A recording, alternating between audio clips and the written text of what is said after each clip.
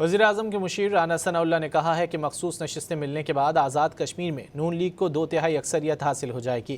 اکثریت سے حکومت بنائیں گے۔ پیپلز پارٹی کو انتخابات پر تحفظات ہیں تو اس کا طریقہ کار موجود ہے۔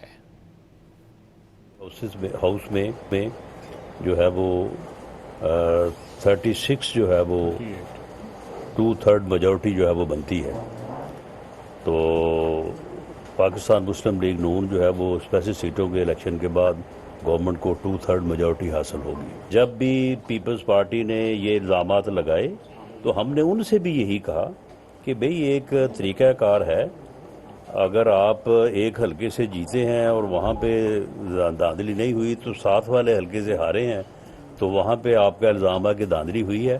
پی ایم ایل این کا یہی سٹانس ہے کہ جہاں جہاں پہ بھی کسی کو کوئی گریونس ہے وہ قانون میں جو طریقہ کار ہے اس کو اپنائیں، اور قانون جو ہے وہ اس کے مطابق جو ہے وہ انصاف ہوگا، فیصلہ ہوگا۔